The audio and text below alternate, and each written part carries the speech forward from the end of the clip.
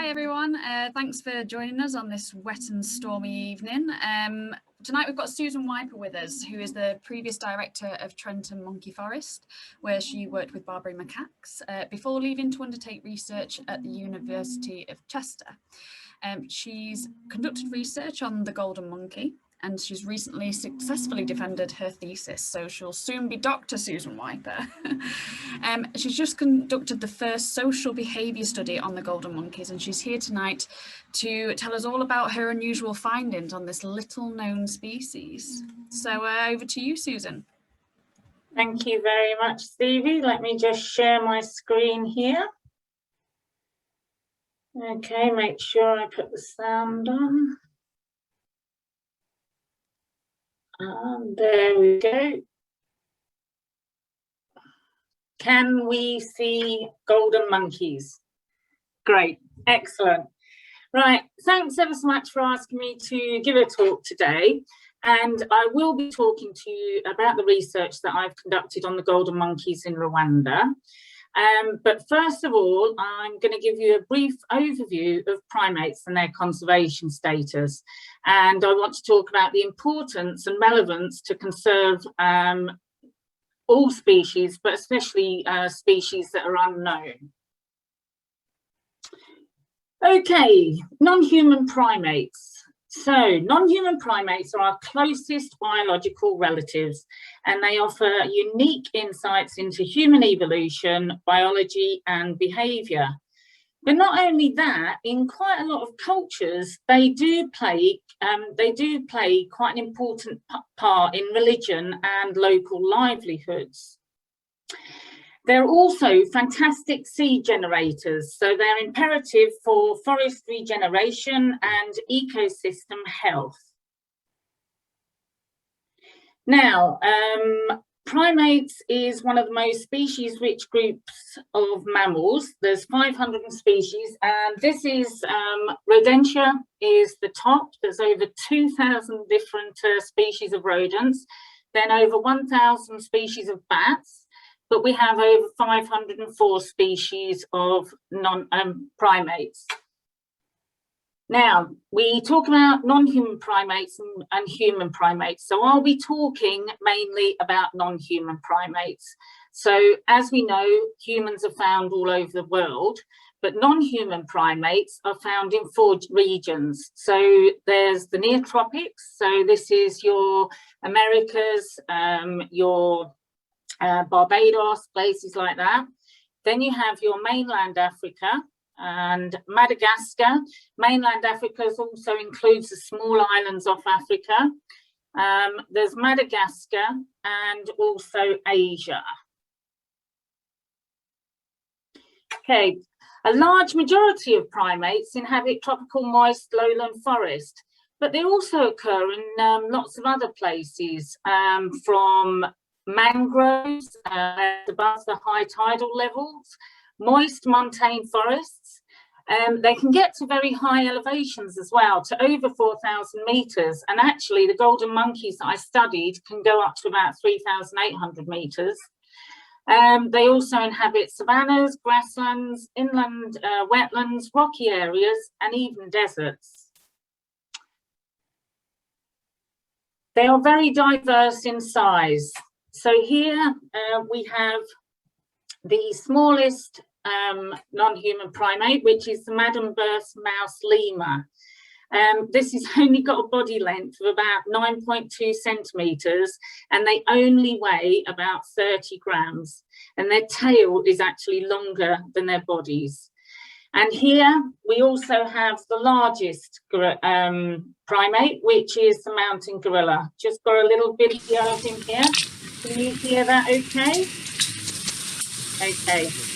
So these big boys get to about 200 kilograms, and they're the largest primate in the world. And this video was actually taken in the same habitat that I did my study on the golden monkeys. Okay, right, now we're going to have a little bit of a poll, and we're going to look at the conservation status of non-human primates according to the IUCN. So if we look at the bottom, we can see vulnerable. Oh, I've got everyone's picture in the way. Vulnerable going over to extinct. So what I'd like to ask you is, what percentage of primate species do you think are threatened with extinction? So IUCN state that anything with extinction is vulnerable and above that line. So if you can let me know if you think it's A, about 20, B, 40, or C, about 60.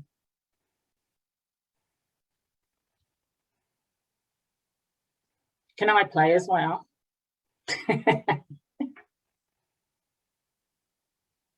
Yeah, you can play.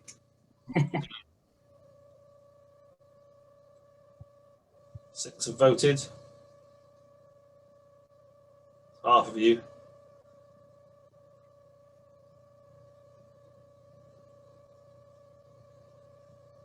Something should have come up for you to all be able to click what you think.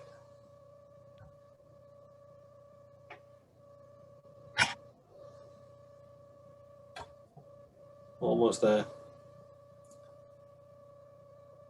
Any last votes?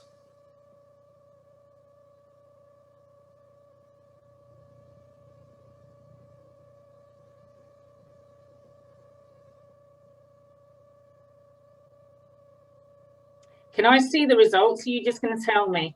Yeah, you'll see them now. Sorry, I've done both questions in one. So. Ah, right. Okay. Can you see? Right. Okay, so we've done the second question as well, have we? Right, so let me just bring that up. Okay. Okay, so the second one was, what percentage of primates have declining population? So unfortunately, I would like them to be A or B or less, but unfortunately both of them are C. So this is mainly due to the acceleration of anthropogenic pressures on primates and their habitats. So we do have declining status for most of our primate populations. Okay, and this is shown quite nicely here, the status of them on this map, and I've nicked this from Estrade et al. 2017. So here you can see how the 504 species are distributed. Now, they are actually found in about 90 different countries, and you can see we've got Africa, the Americas, Madagascar, and Asia. But most of them, and a lot of them, are actually found in 4 main countries. So 2/3 of all species occur in 4 countries. So that's Brazil, Madagascar, Indonesia, and the Democratic Republic of the Congo. And DRC is up here, and it's actually... Thank you. But you had to watch on the mobile phone. Okay, we've got somebody being... Thank you. Okay, right, so and also the bars down the bottom are showing you what we've just done a poll on. So you can see them here by region and also globally. So about 60% of species are threatened with extinction and 75% have got population decline. Okay, what are the threats then? Okay, IUCN say that globally, agriculture is a principal threat to loss of habitat. Now, this picture is of Rwanda. So this is the Volcanoes National Park, where I actually did my research. And as you could see, the agricultural land butts right up to the borders of the Volcanoes National Park. Now, Rwanda, it's only about the size of Wales, but it's the most densely populated country in Africa, and about 60% of the population are below the poverty line. So land really is at a premium for them. Okay, in total around the world, studies have shown that agricultural expansion in primate regions for about 20 years resulted in a loss of about 1.5 million square kilometres of land. Okay, Another threat is logging and wood harvesting. Market demands for tropical timber, and they're doing this by expanding logging activities to increase their economic growth.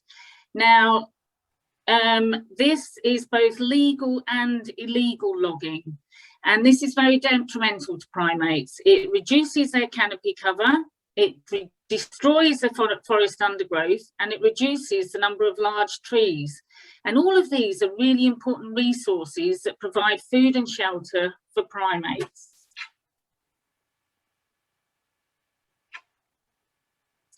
Okay, livestock farming and ranching on a large scale in the neotropics actually negatively affects about 59% of primate species.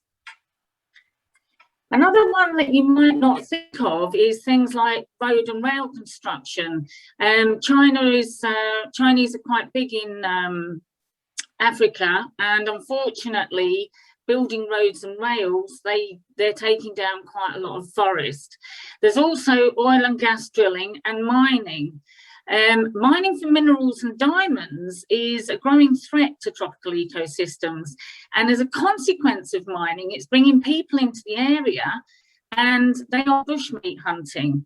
And in the Democratic Republic of Congo, this is the main threat to the grass gorillas at the moment. And studies show that between 1995 and 2015, there was a decline of about 77% of their numbers.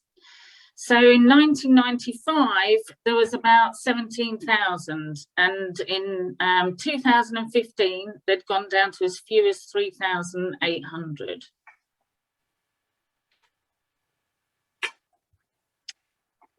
Okay.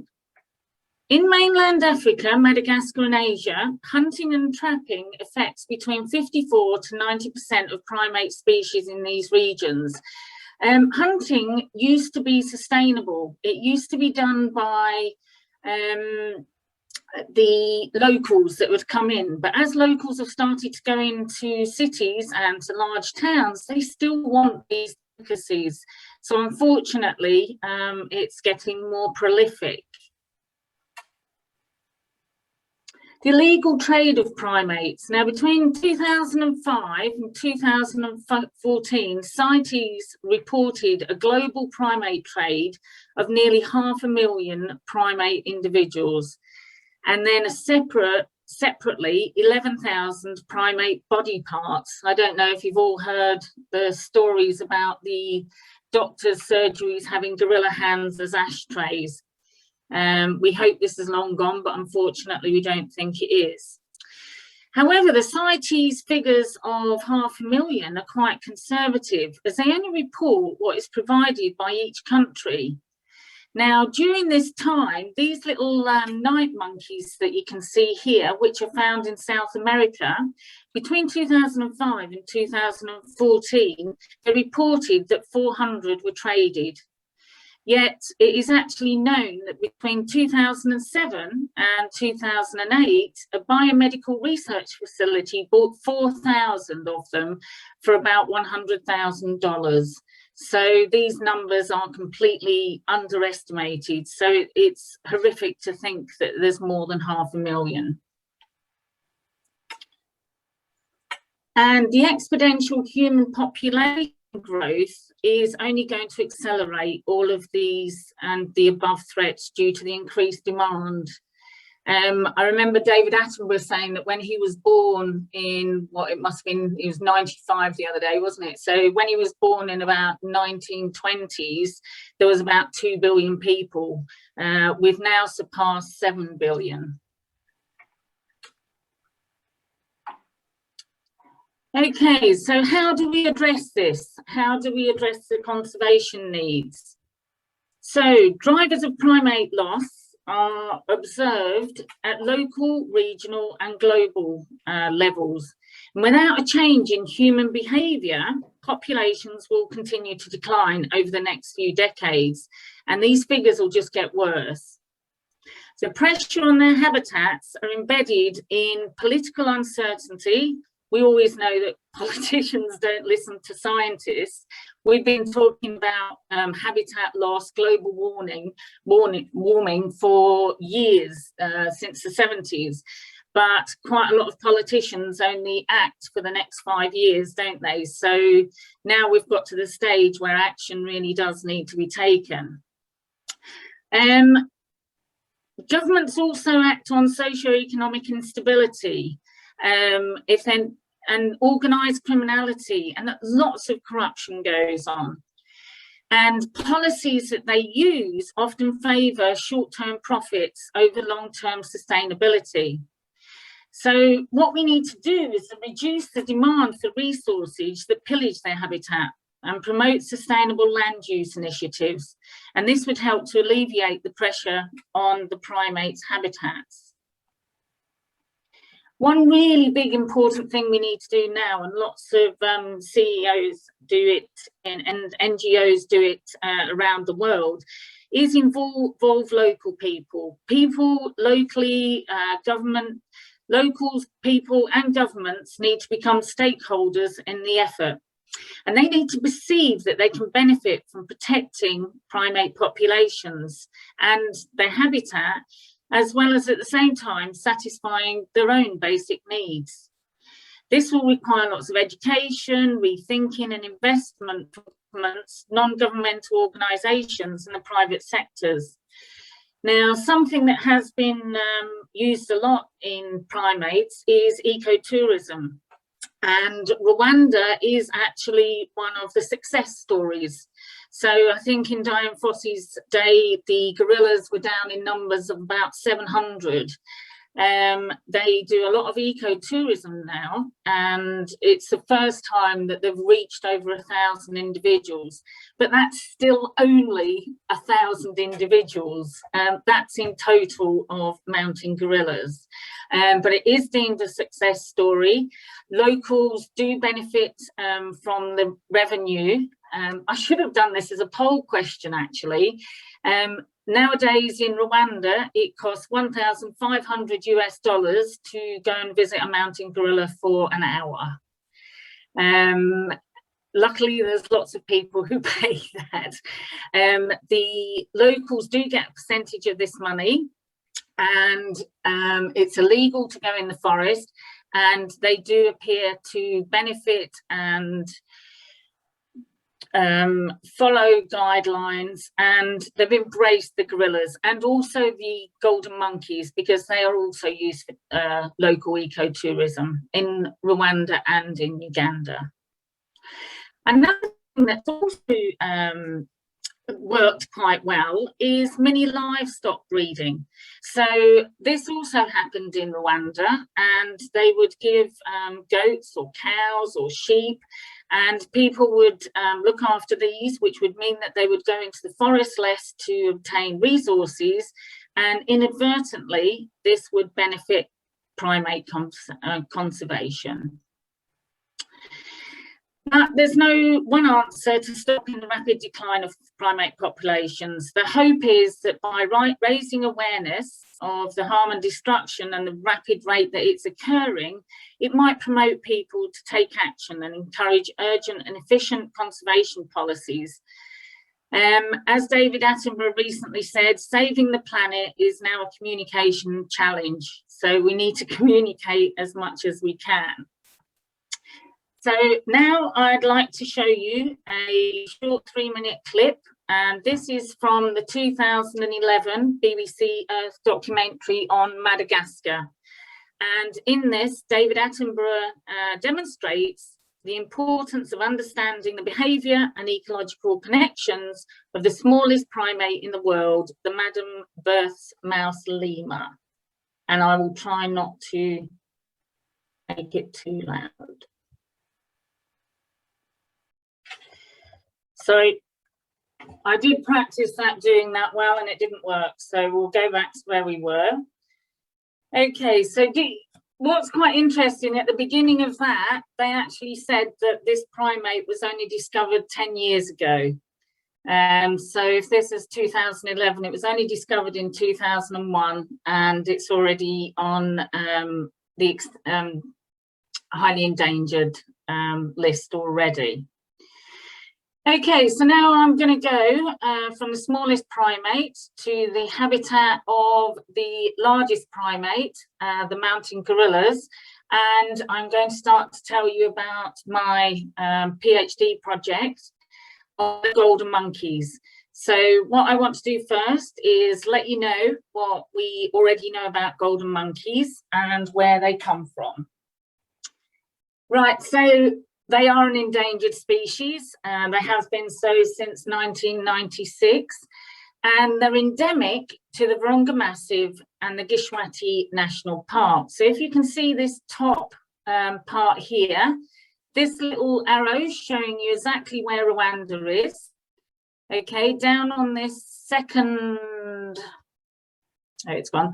So down here, up in this corner here is where the Virunga Massif is. And this is the Virunga Massif, and it actually goes around 3 different countries.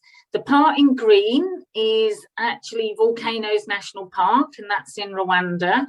But part of the Virunga Massif is also in the DRC, Democratic Republic of Congo, and there's also up here in Uganda, Magahinga Gorilla National Park. They're also found in a very small park here called Gishwati National Park. Now, in the 1970s, this park used to be about 280 kilometers squared, but now in 2020, it's only 9 kilometers squared. And this is a country that I told you that space is at a real premium. Loads of people, population growth, and they are getting it under control actually, which is quite good. But government have got decisions to make about whether they conserve the forest area or whether they give land to the people to grow for food. Okay, so it just shows what's going on. The golden monkeys live in a bamboo forest. It's between 2,500 meters and 3,700 meters high. And quite a bit of work has been done on their feeding ecology. Within the Volcanoes National Park, we know that the golden monkeys don't eat any fruit. They completely eat bamboo. All different parts of the bamboo, and as I found out, different parts at different times of the year. There's also been some population surveys done in Rwanda and also in Uganda. In Uganda, a local PhD student did some ecological surveys and some population surveys and found that the population was actually declining in Uganda in about the 2000s.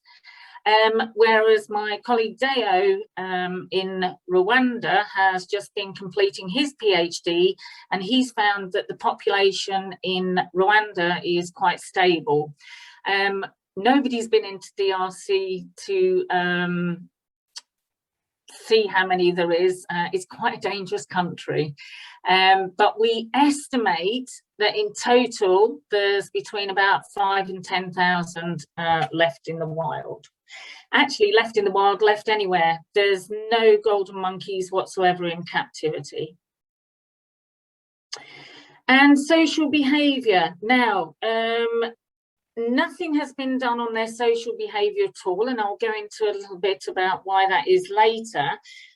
But here you've got the picture of the golden monkeys in the Kabatwa trekking trail. So back in 2005, they actually, the Karasoke Field Research Station and RDB, which is the Rwandan Development Board, government that do the tourism, habituated about 3 or 4 groups for ecotourism. And here they are, they're sitting right, you can see at the back, that's agricultural land, and they're sitting on the wall, welcoming the visitors in there. So it's even more unusual that nothing's been done on their behaviour at all. And down the bottom, we've got the blue monkey, the Cercopithecus, also a Cercopithecus metis species, and they're found in Kenya, in Kakamega Forest. And we do actually know quite a lot about these primates. Professor Marina Cords in America has been studying these for about 40 years now. So a lot of what I did is comparable to this species. Okay, so my first question was, I wanted to look at what the social system was of the golden monkeys. This is actually a group of blue monkeys in the picture, fantastic tails, and it's a group of females and offspring. So what do we have to look at when we're looking at social system? So the first thing we want to know is about their social organisation. There's actually three components to the social system. So the social organisation is made up of the group size. How many is there? Okay, is there a few? Do they go around in huge, great big groups like gelada baboons, where you can find hundreds of them? Or are they monogamous and maybe go around in a paired group with a couple of offspring? What's the composition? Are they males, females? How many infants? How many juveniles? Find out about how that is. And the genetic structure of the social unit. We usually talk about dispersal. So within a group, is it usually the males that disperse and go off to avoid inbreeding, or is it the females? And then you'd usually find that it's male bonded or female bonded. If I take an example here, chimpanzees, it's actually males that stay in the natal group and it's the females that move off. And then we're looking at mating systems. We want to look at who mates with whom and where and when, not where, not that interested where. Who mates with whom and when? So we want to know, are they seasonal breeders? Do they give birth at certain times of the year? Do they give birth all the year round? Why would they give birth at one point of the year and not other? Who do they mate with? Do they just get with one partner and stay with them? Or are they promiscuous and have a few partners? And then we want to look at the social structure. And this is, we're looking at how they interact with each other. What's their spatial distribution like?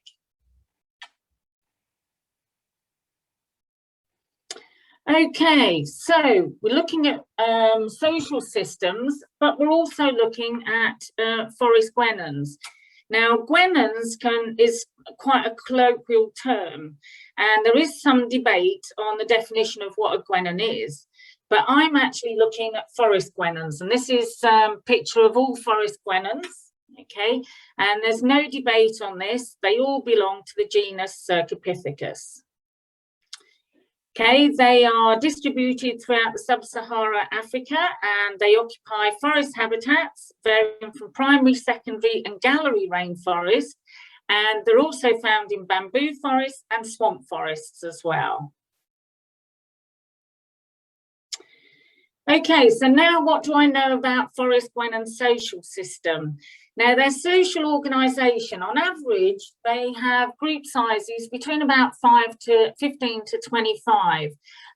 But some groups have been recorded as few as 3 or 4, but some have been recorded as many as 75. The blue monkeys in Kakamega Forest had a group size of about 75.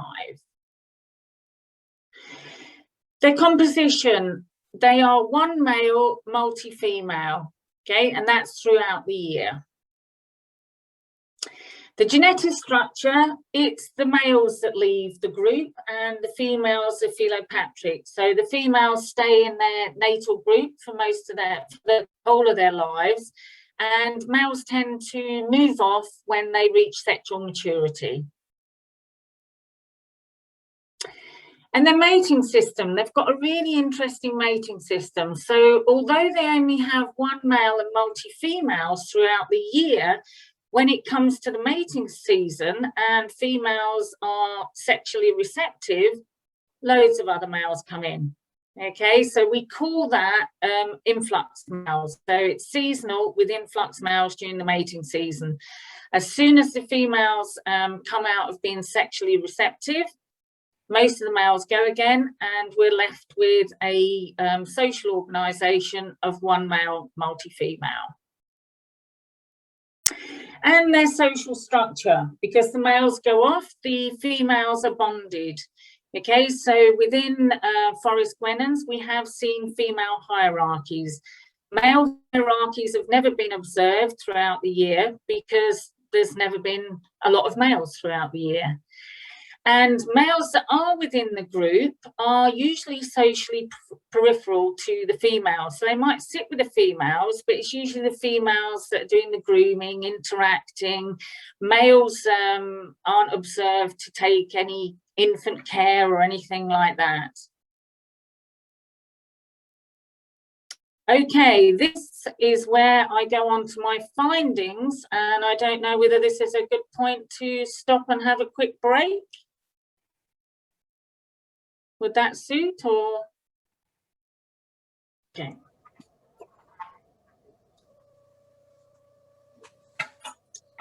Hi, right, thank you. Okay, I hope you're all refreshed. I've now got myself a wine and enjoy talking about the golden monkeys. So I spoke earlier and I mentioned that no social behaviour has been done on golden monkeys at all. And the main reason for that is they all look the same. Okay, it is really, really hard to distinguish them. And one of the main things that you've got to do is, if you're looking at social behaviour, you have to know who Duncan, Seven and Charlie are.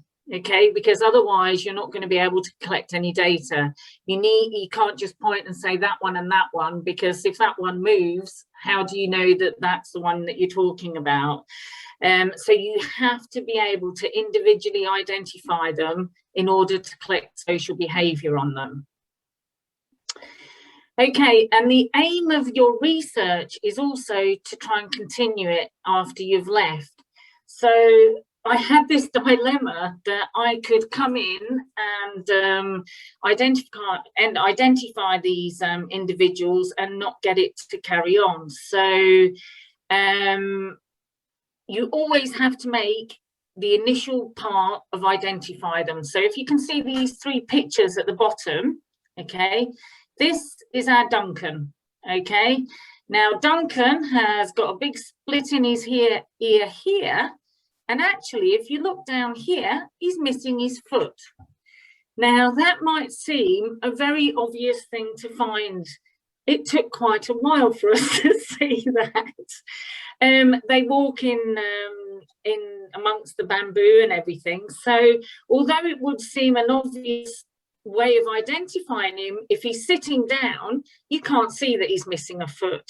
So when we were identifying individuals, we used to have at least 2 variables, preferably 3, before we could identify them. Now, our guy in the middle is Seven, and he was actually called Seven because he's got a big nick out of his ear that looks like the number 7. He was quite easily identified because as you looked at him from afar, you could see this nick out of his ear. He also has got a broken finger here. Now, the males were more agonistic towards each other than the females, which did result in some of these injuries, which unfortunately did help us with identification. Now, when I went in, this was the big thing that we had to overcome first, because I couldn't even start to collect research and start to collect data until I'd identified them. So I think I got there in about March, managed to get through paperwork quite quickly and managed to start collecting data in June. Now, we decided at this point, as all PhDs seem to change, to just collect data on the males in the group. And the reason for this is because as soon as a group of females got on top of the bamboo, you had no chance of knowing who was who.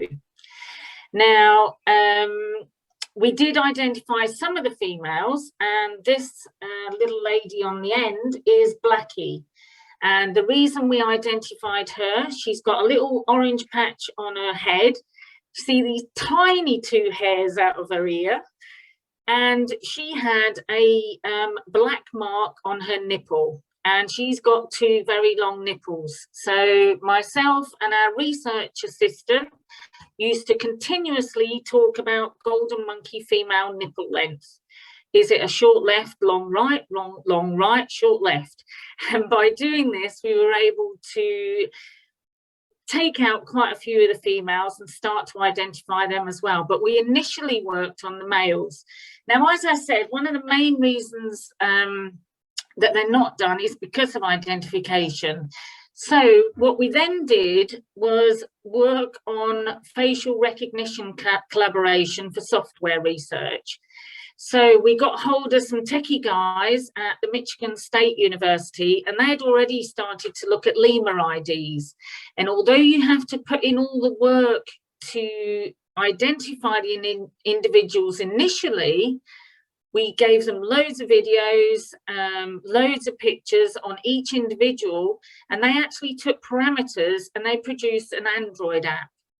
And the idea of this, which is Primate ID at the top, was that you could go into the forest with your Android phone, point it at an individual, and that would be able to tell you who it was. And that would help for any researchers to then go into the field. Now, we had quite mixed results with this, and we only got it as a prototype not long before I finished researching there. So it is work in progress. Hopefully it will take off, and technology is just getting better and better each day. So this technology is fantastic. They're actually using it to look at confiscated chimps as well. Chimps taken out of the wild. They've got pictures of, like Jane Goodall Institute, got all the pictures of their chimpanzees. If they get found at borders, they're using this facial recognition software. Okay, and we actually wrote a paper as well on this, and it's called Primates in the Wild. So my first step was to identify all the individuals, which I did.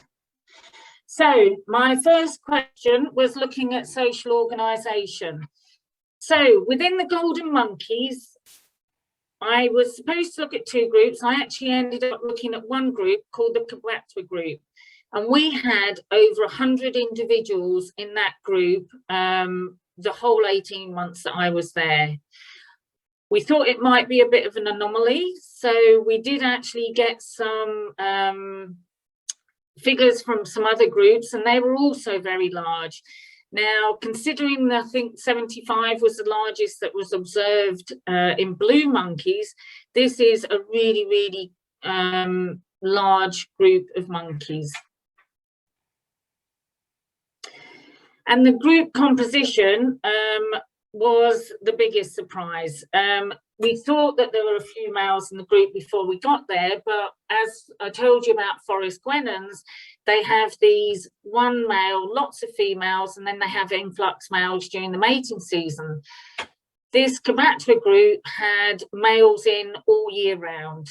I actually ended up identifying 4 different types of males. So there were a resident male, and that meant they were in the group most of the time. We had influx males that only came into the group when it was the mating season. We also had transient males, saw now and then in the group, but mainly in the mating season. And we also had non-resident males. Now, these were males that we saw. Now, the Kabatwa group had a home range of about 1.1 kilometres square, which is quite a large home range for a forest gwenon as well.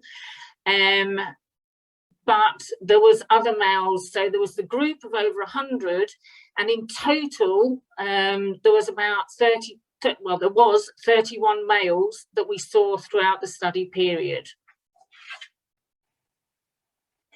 Now, the genetic structure was beyond the scope of this study. It was only a year and a half, and the longer the study, the better to get historic data. But we saw that the females remained in the group. Never saw a female on her own, okay, which does point to female philopatry. And there was a male at the time called Red, and he looked as if he was maturing, and he did subsequently leave the group. So it does look like we get males leaving the group. And also I saw males on their own, males in pairs, 3s and 4s as non-resident males out of the group. So it does look like it's males that migrate. Okay, then we looked at their mating system. As I said, there's influx males. So one of the things that I thought, because they had so many males anyway, why were we getting more males in? Okay, so we had 11 males in the group all the time, but there was about 35 females. And what we've deduced is there was just too many females in the group for the males to stop other males coming in. So at the start of the mating season, and we define the mating season between February and July, in January we started to see copulations, but we weren't seeing any of these influx males coming in yet. So we've deduced that the males within the group are able to stop influx males from the receptive away from the receptive females.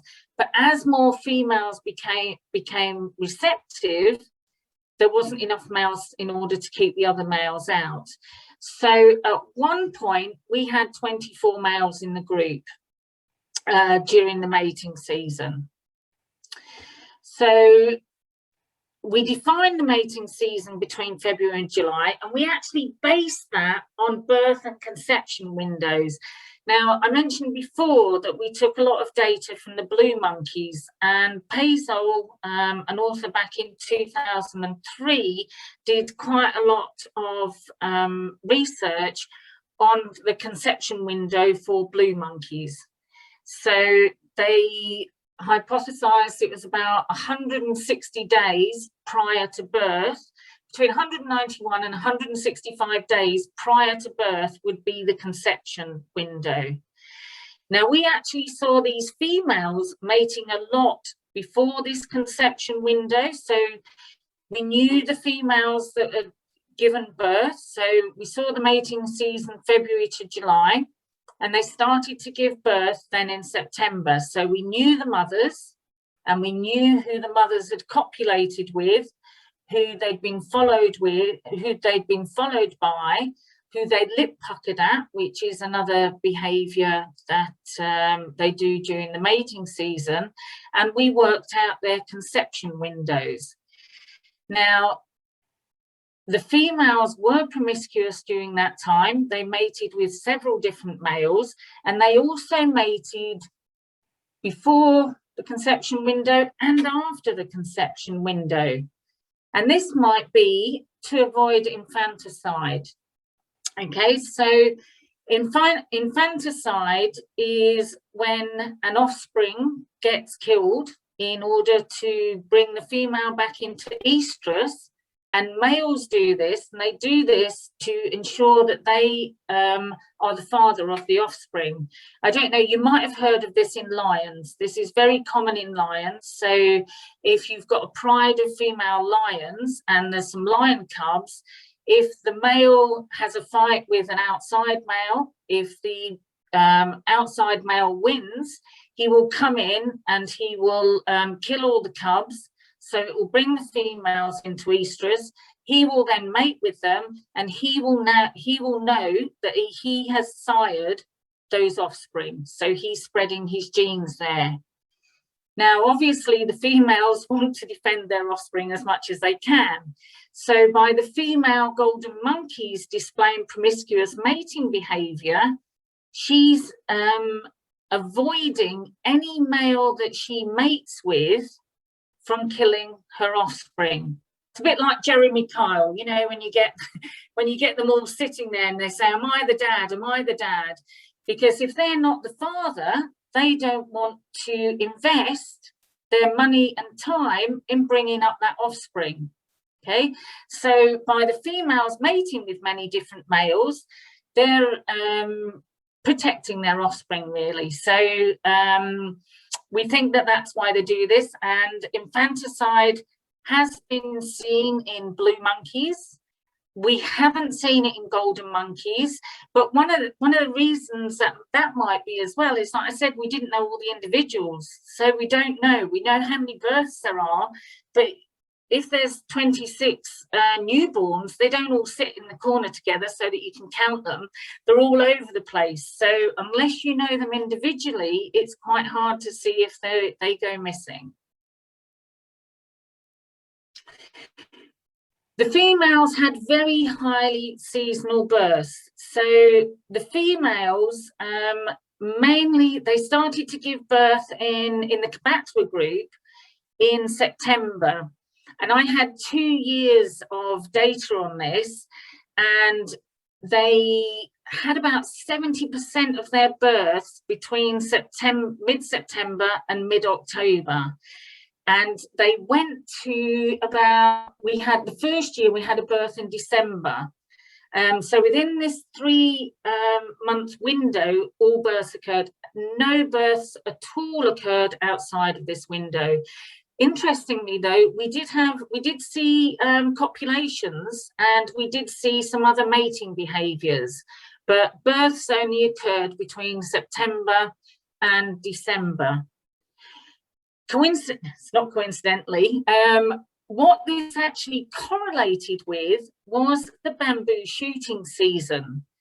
So at about the start of September, we start to get new bamboo shoots coming up off the ground. They're a highly favoured food for golden monkeys and for gorillas as well. So we think that they've timed this, the births are timed around having very favourable food that is rich in protein for the mothers, and then she can produce really rich milk for her offspring.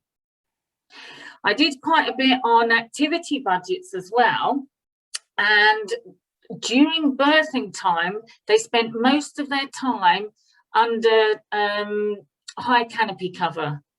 So they, not only were they giving birth, they had rich food for their offspring, they were also protecting them against predators by staying in the undergrowth and staying under high canopy as much as possible. Now, the golden monkeys in the Attenborough group did actually come out the forest and crop raid. You know, when I was talking earlier about conflict with humans and agricultural problems. So they've got some lovely potatoes that they can just jump over the wall and steal, which they do. But interestingly, they never do this when the bamboos are shooting. Okay, so that's imperative to know for conservation status. If they're trying to get this symbiotic relationship between the wildlife and the farmers, if they know that they won't come out of the forest at this time, that's a prime time to be sowing their crops. Okay. And then we looked at social structure. Okay, so we know that we've got multiple males in the group throughout the year. And why is that? So what we've got is lots of females. So we hypothesised that the males actually stayed within the group because there are so many females. Okay, and we know that forest guenons and Cercopithecus metres, actually the males are agonistic towards any other males. Okay, but ours weren't. Okay, the males that lived within the group were very egalitarian. Okay, and that might be because of a cost-benefit analysis. It's not worth trying to keep being agonistic to individuals that are around you. Okay, and if there's so many females, the males aren't going off anyway. I actually found an all-year social hierarchy in males. So this is the first time that this has been shown in forest gwenons, okay? And they are very egalitarian. So they have peace, not war, okay?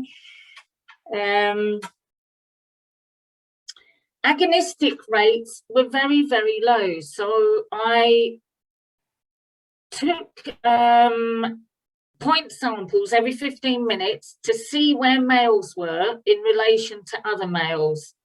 And I found that they were quite close. So they went, I thought 10 meters was quite close, but they went 5 meters, 4 meters. I never ever saw males groom.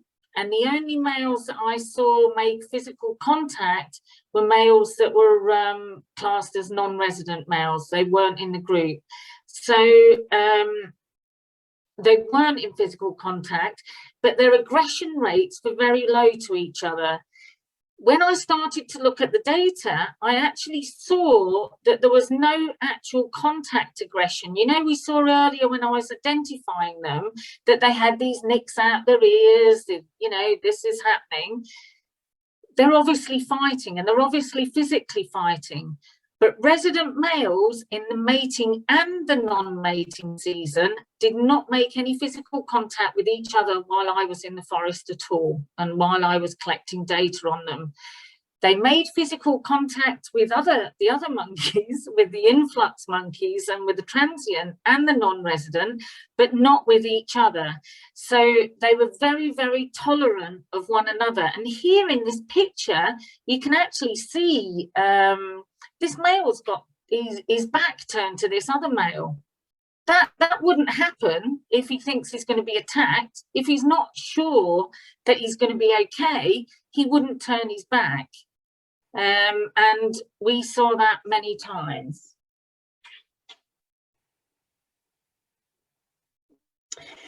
Okay, I just wanted to throw in a couple of graphs for you here. And this is the resident male hierarchy. Now, I used a package in R called ELO ratings. And what this does is this allows for I've got all the 11 males down this side here. Okay, and that's each of their names. So I've got Zulu 7, George, Duncan, Eddie, Circle, Tony, Oval, George Jr., Wings, and White Patch. I told them they can change all the names as soon as I've gone, but while I was there, I knew these ones. So what you do in ELO ratings is you start off that you all have the same chance of winning or losing a contest.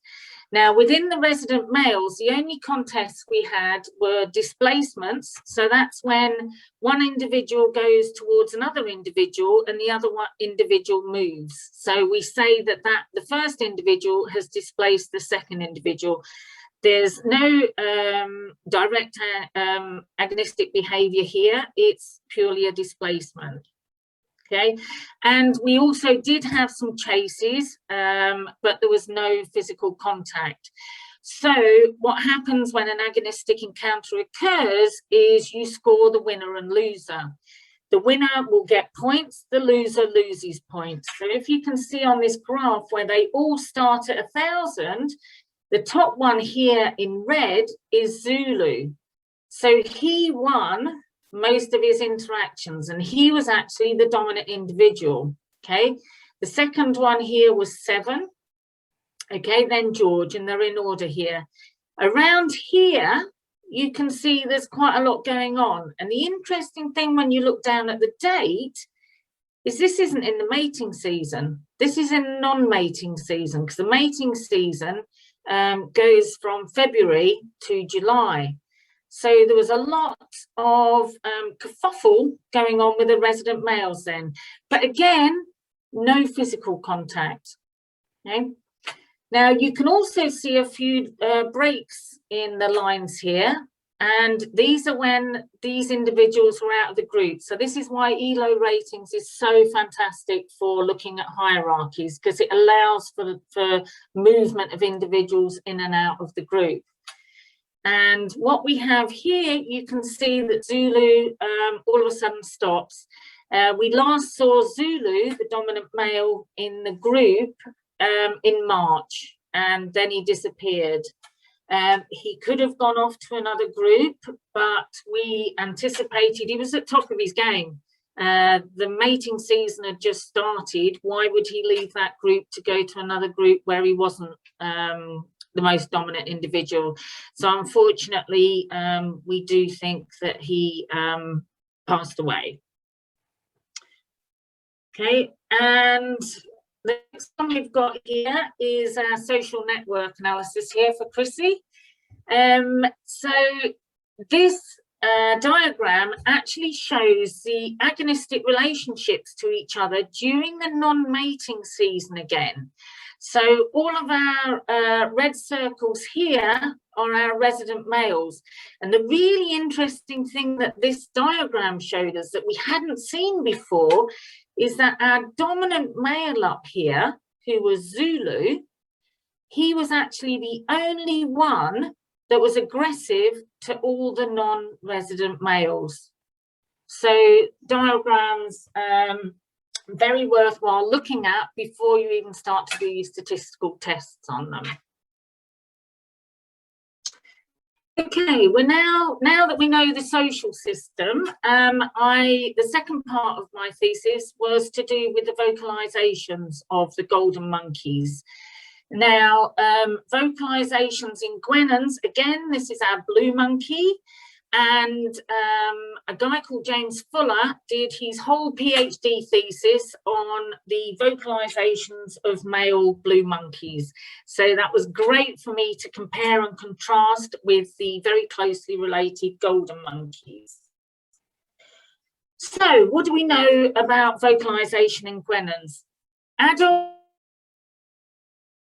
completely distinct from those of any age, other age class signals. Okay, so adult males and adult females have completely different vocalisations. They don't make the same vocalisations at all.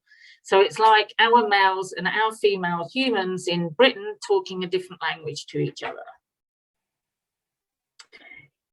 With the males, these sex-specific vocalisations appear to emerge at maturity.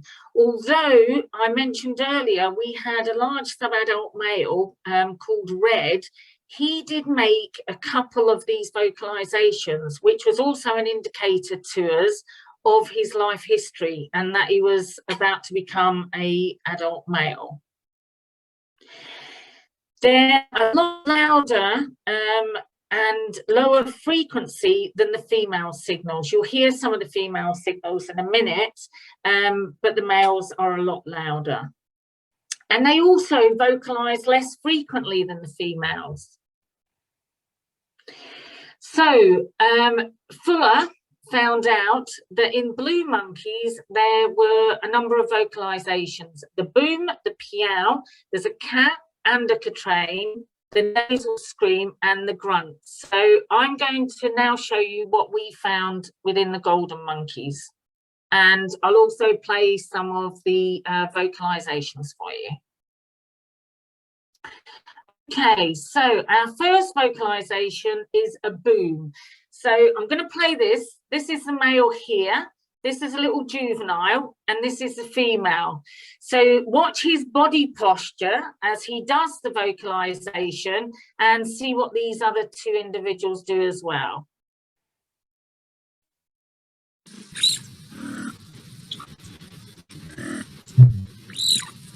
So cool. Okay, so the boom was the most common male vocalization that we heard the whole time, and this was very comparable with the blue monkeys. What wasn't comparable with the blue monkeys is you saw a circle there, give one boom. Unfortunately, I haven't got a video of the monkeys giving a double boom, and some even gave a triple boom. Now, this looks quite unique to golden monkeys, okay? So blue monkeys only give a single boom. They had one individual, this is within 40 years, that gave a double boom, and it was very infrequently. I had about 700 single booms, about 500 double booms, but only 14 triple booms. Okay, so the single and the double were quite comparable. I looked at all the different permutations it could be, and you heard this female here that gave the long grunt.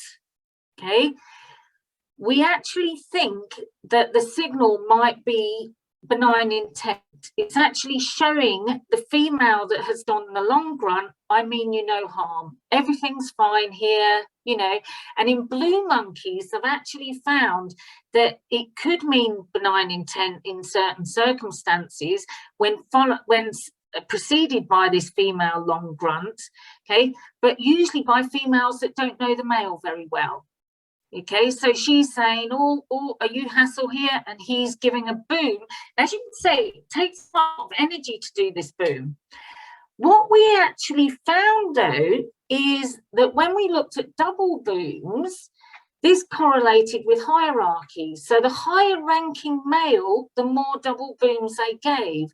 So when we go back to do further research, and what they'll look for in Karasaki now is not only is there a female close, is there another male close? So is he showing a single boom of benign intent to this female, but maybe he's giving a double boom to another male that's over there to tell not only her, but him that everything's okay.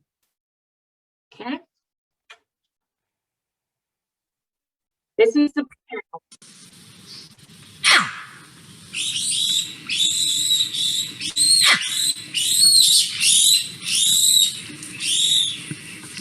Okay, you could hear some females screaming there. That's a really good depiction of the forest that I worked in with the bamboo and everything. So it's a very loud tonal call, and it can be heard up to over 1,000 meters away. And it's also another frequent vocalization. I heard it at least a couple of times a day. Within the golden monkeys, I heard it in loads of different contexts. I heard it when other individuals are vocalizing, and you'll hear that in a minute on another recording. Also, if there was bushbuck or buffalo in the area, we'd hear the piao vocalization. But a lot of the time, I actually recorded that I didn't know what was going on at all. It just seemed like a spontaneous piao. Now, in blue monkeys, they think that it's to do with mate defense, group cohesion, mate attraction, individual identification and fitness. Now, this is the only vocalization that I just had no idea. The parameters and the data that I collected, I couldn't tell at all. We think it could be to show a male's prowess. So he's actually showing how big and strong he is, okay? But I wasn't able to collect the data in order to be able to look at that. But now that we think that, we can go further and look into that more. Okay, this is an ant.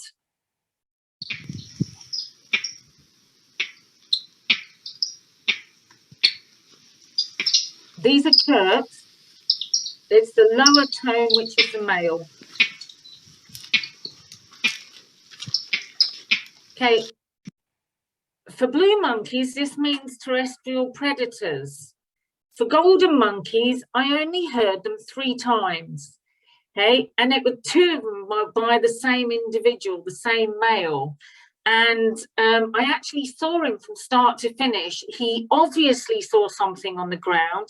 He got very spooked. He jumped up onto the bamboo and he started doing over 100 of these ant calls in one bout and was very agitated. It actually set off the chirps that you heard there were by the females. It set off some of the males piowing and everything like that. He did it for so long, I was able to go round and try and see what he was really upset by. But I couldn't find it. So I had such a small sample size, I couldn't really deduce anything from it, but with more data, it might look like it's a terrestrial predator. And also in the blue monkeys, their PLs that we heard in the last sequence graded into ants. Now, when James Fuller did his thesis, he had all the sound equipment. He had the specialised equipment. He broke down all the sonograms and everything like that. And I only did it by ear. He was fantastic. He sent me videos of it. He sent me recordings of it. Myself, my research assistant, and another guy that was working on golden monkey sat there, and I just could not tell the difference between them. So again, this needs a lot more work. Now we have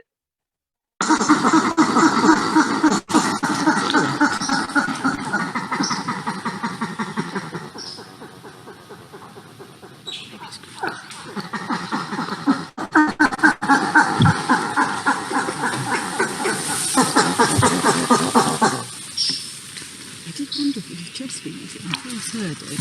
and there you've got a meow as well.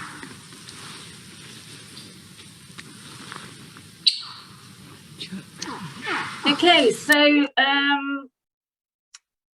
I heard maybe 3 or 4 cas, which was a single cat, whereas the quatrains that you heard there were a rapid series of cas.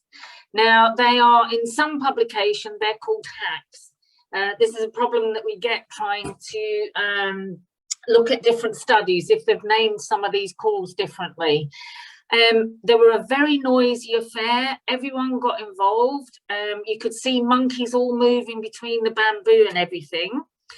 And in blue monkeys, it means that there's an aerial predator. And in about 36% of the cases, when I heard them, I did see an aerial predator. However, you can see the forest is dense, so I could have missed them. You know, it could have been that I just didn't see them all the time. Okay, also they seem to do the quatrain as a response to the conspecifics, not because they've seen the aerial predator. So it's almost like one starts and the rest carry on with it. Okay, now we've got nasal scream. Okay, this is Zulu against 7, and it's Zulu that's giving the wah-wah and chasing him. Okay, that was my highly scientific word of wah-wah that we called nasal screams until we looked at the literature and found out they were called nasal screams. So this vocalization was very rare in blue monkeys. James only heard about 18 nasal screams in his 18-month study. In the golden monkeys, I heard 451. It was a lot, and it was associated with aggression. It was all, usually it was male to male. In blue monkeys, in blue monkeys, they only had 18 samples, but it was always the loser that gave the nasal scream. But as you can see and saw in this video, it was Zulu was actually chasing 7, and Zulu was the dominant male, and it was Zulu that was giving the nasal screams. So in the golden monkey, we don't think it is as clear-cut as being the winner or the loser. But also in blue monkeys, it usually meant imminent aggression. Okay, it was just before they had physical contact or physical contact happened. This didn't happen in the golden monkeys. So because there's so many males in their group, they might have evolved this to be suggestive of I'm coming. So it's more of a warning than imminent aggression as it is in blue monkeys. So we think it might be a state of arousal as well. One of the influx males in the mating season would always do it. So we'd hear it and we'd say, is that Adam again? you know, so it could be their heightened state of arousal at the time. And again, this is something that can be looked at in the future. Okay, now we've got the aggressive growl, and this is males within forest.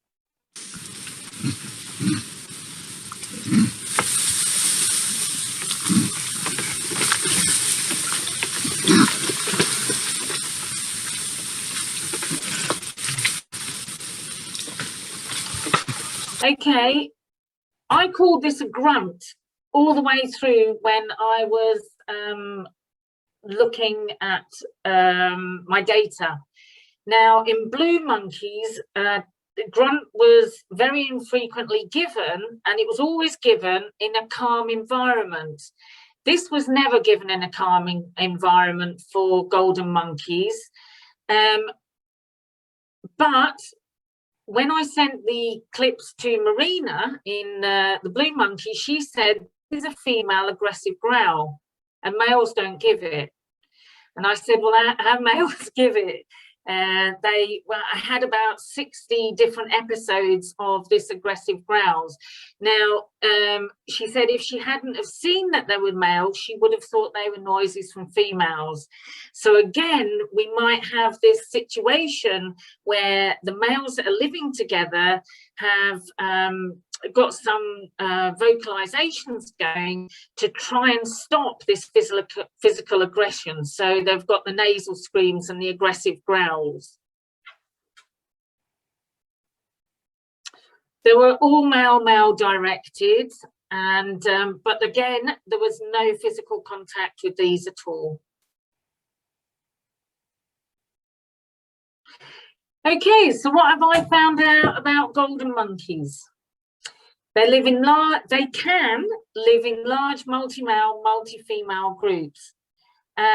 This shows extreme flexibility in their social system. They have influx males in the 9-month mating season, and they have really highly seasonal births. And I don't think I mentioned this, but a lot of this we think might be to do with the altitude that they live in as well.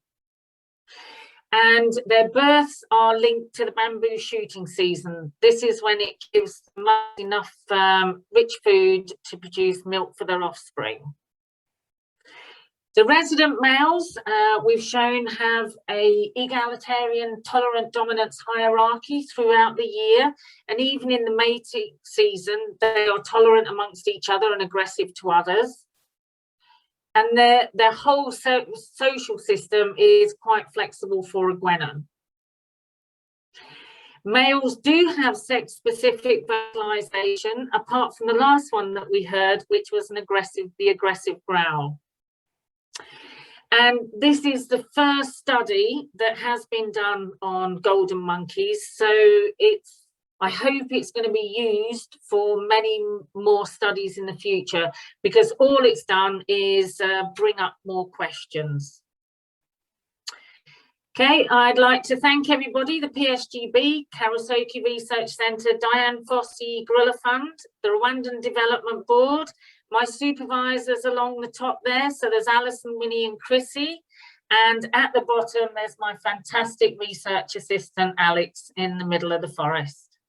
Thank you very much.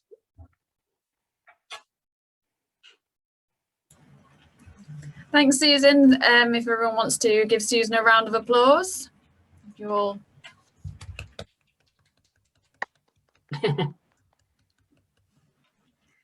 Thank you very much. That was awesome. We've had quite a few questions actually, which is always good. So you mentioned right at the beginning that there's primates fill a role in religion as well. Can you give us any examples? Okay, so in Asia, quite a lot of the temples are, okay, one of the examples I know is Kathmandu. So in Kathmandu, they have monkey temple. So monkey temple is you go up all these steps, blah, blah, blah, blah. It's a huge tourist destination. It has a lot of income for the country. And I've actually seen people go and lay things at the temples and the monkeys just come and steal them, but they're not persecuted at all because they have such firm groundings in their religion. They actually, some temples actually employ people to stand there and try and shush the monkeys away, which is quite amusing. But yeah, I've been to quite a few temples where monkeys are, you either tend to get that monkeys are thought to be great and should be worshipped, or they want to eat them because that gives them greatness. So, which is what they have with Barbary macaques and the Berbers. Okay. And you mentioned that there's quite a lot of human primate conflict going on. Obviously you've covered a bit of that, but can you think of any instances where the reduction in habitat has caused conflict between different primates? No, I don't. The only way it would cause conflict, I think, between different primates is because their habitat would be getting smaller as it encroaches. So, you know, I said to you about Gishwati Park that used to be over 200 kilometres squares and now is only 9. There's chimpanzees in that 9 kilometres. There's golden monkeys as well. So they might start to come in conflict purely by space. A lot of primate species live together. I think it's more rare that they don't. So I think they coexist together. And quite often, if you do have primates that coexist together, they will have different niches in the canopy and they'll have different feeding ecology, and they will know each other's warning vocalisations, like you said, you know, for aerial predators or for ground predators. So I think the conflict would only come if there just wasn't enough space for them all. That's what I said. And of course, they've got distance vertically as well as horizontally as well. Sean's asked, is there a particular reason why there's none in captivity? He assumes it can't purely just be down to the fact that they're relatively newly discovered. They're not newly discovered, they're just newly researched. So you're talking golden monkeys, aren't you? Yeah. Yeah. Oh God, you know, I never thought that there was a mountain gorilla in captivity, and when I got there I understood that there was. Once they had 2 mountain gorillas in captivity who died. I don't know whether it's because of the transportation of getting them out, so they didn't bother with the golden monkeys because they went after the gorillas. I researched quite extensively to see if there was any in zoos. Maybe there wasn't a demand for them. Again, it could be because they wanted gorillas. It's quite very frowned upon now to actually take primates out of the wild for zoos.